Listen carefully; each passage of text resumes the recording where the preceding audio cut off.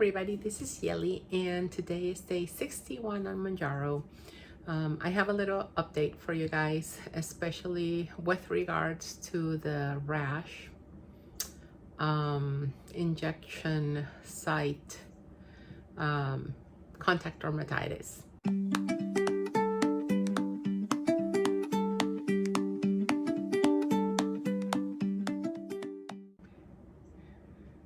So, I was advised to go off of it. The only thing is that I still haven't been able to talk to my endocrinologist, and she has to prescribe, because what she had talked about the last time we saw each other was that she might put me on Ozempic instead of Mounjaro, just because we can't be sure exactly what it is that I'm reacting to. I don't know if I shared this with you guys, but I did get, like a year ago, I got some testing because I was having a reaction every time. I can't use earrings anymore, and I've been using gold earrings my whole life, and all of a sudden I couldn't. After I had my daughter, I was still using jewelry, but she kept on pulling it from me, and then I stopped using it. And 4 years later, when she was, older, I went to use jewelry back again, especially my earrings, and I was getting a strong reaction really fast. So I got tested for that, and it turns out that I'm allergic to gold. I can't even wear my band anymore. I'm basically just not wearing jewelry unless it's just crystals and not metals. So anyway, so that's why I know what I'm allergic to. And there's something in there that I'm allergic to that my allergies already checked, because some of the inactive ingredients have like similar components, but I haven't been checked for specifically every single inactive ingredient, nor have I been checked for Tirzepatide, right? So I don't really know what it is that's causing the rash. So let me update you on that. My last video, it was starting to become red, but not as much. And sure enough, by 24 hours, it was quite the angry reaction. It was worse than the one that I got on my right leg. And yep, definitely. It was even like bumpier, right? And I was putting the cream on it and doing everything. So yeah, I need to go off of it. Since I haven't been able to talk to my endocrinologist, and I'm seeing her on Thursday, so today is Sunday when I'm filming this, I'm seeing her on Thursday. I did ask my allergist if it was possible for me to take the one last shot that I have in my box. I'm going to try again to get in touch with my endocrinologist, see what she says, but to see if it was possible to do that. And he's like saying, well, best not to, but I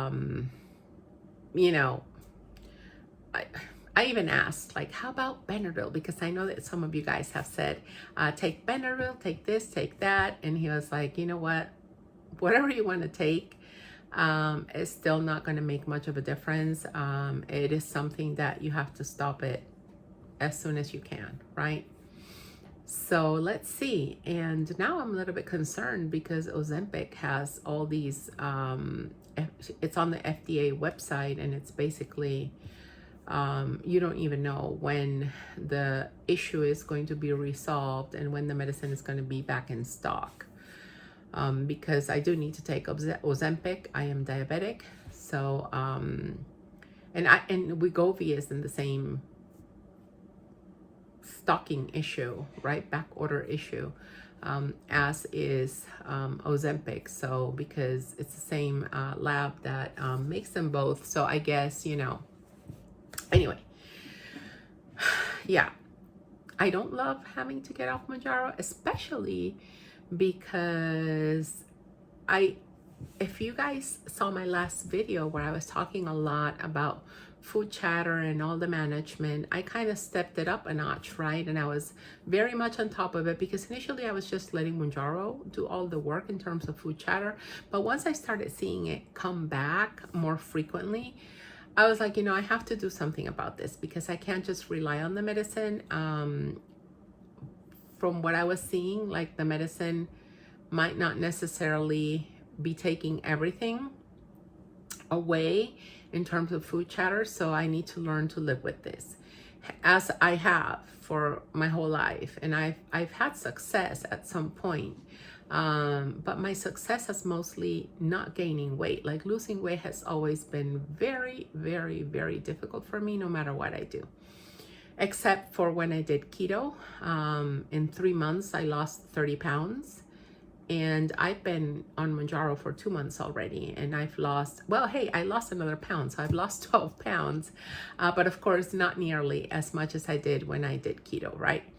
And I am really being careful of not eating that many carbs, and trying to do as many natural carbs as possible, and staying away from bread, rice, potatoes. So guys, I'm eating very clean. I'm eating salads, and yeah, so anyway, whatever. And I'm being more active on walking. I know I still can improve on that, but again, like, I'm doing that little by little, because I just can't today wake up and say I'm going to walk 2 hours, because that's not it. Like, I have to train my body. And I've done this before. I started 5 minutes a day, and then I was walking 30 minutes a day, and I wasn't really even feeling tired. So I know I can train myself to do this again. I was doing that pre-COVID. So anyway, back to the reaction. The reaction lasted longer this time. I know it's there. It still itches, and my injection is on Tuesday night, and it is Sunday night. So it's been 5 days, and it's kind of purplish, so it's worse, and it's bigger than the other one. Actually, you know what? I never measured it, so let me just do that and let you guys know, like, how big this one got. Well, actually, it was not really quite bigger than the other one, because my first reaction was 2.5 inches. This one didn't even get to 2 inches. So it wasn't really bigger, but also with the other one, I did not start the cream until day 2. With this one, as soon as I started seeing a little bit of red pop up, I started the cream. So the cream helped it not get too big. And the fact that I didn't rub it, I'm sure helped it not get too big either. But it was bumpy. So it was kind of raised, right? So with all of this, I am sad, right? That I need to get off Mounjaro, because my sugar is doing great. And like what I was saying, right? I'm managing the food chatter, and I've learned to live with it. And today is the day that I've always struggled the most, and that sugar started creeping up, because like on day 5, basically, my sugar starts creeping up, same on day 6 and same on day 7, which I do the injection at night.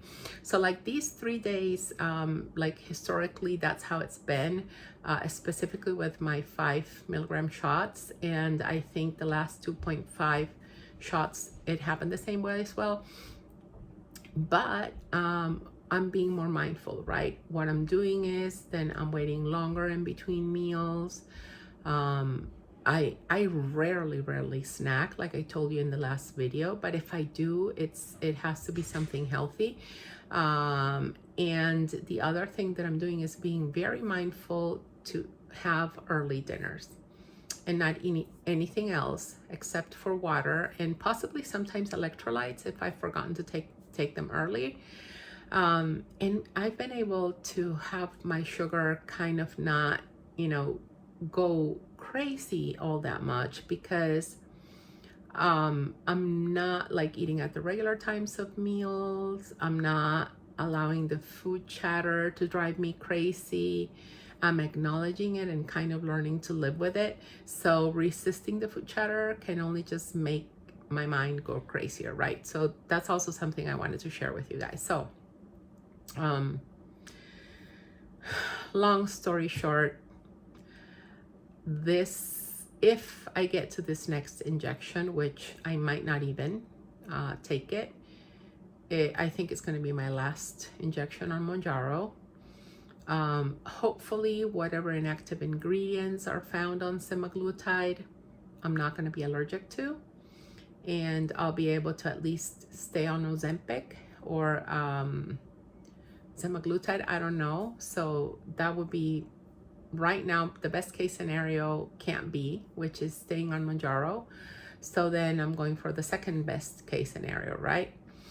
And I have to start considering and evaluating the fact that I might need to go compound, not because of the reasons many people do, since I am a diabetic and my insurance does cover this medicine.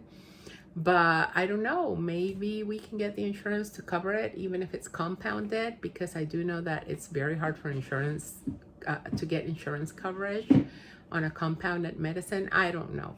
We'll see. So what I'm doing is I'm trying to keep an open mind. I'm trying to look at the positive side. I have no idea why this is happening. I have no idea why me, right? Because like that's the first thing when when I don't get something I want, it's like, but why me? Why is this happening to me? I don't know. But whatever the reason, I can't let myself get dragged down emotionally because of it. And I've come to terms with the fact, and I knew I would, but at first, like when the news is raw and the possibility is there and I'm seeing all the improvement with my sugar and how I feel, like that's not where I want to go. But at this time, after I've, you know, come to terms with it, it's not the ideal solution. Do I still want it? I don't want it. Of course I don't. But like I'm at a better place about it. And of course there is the uncertainty of being able to find Ozempic. So I guess I just have to let go and let God, right?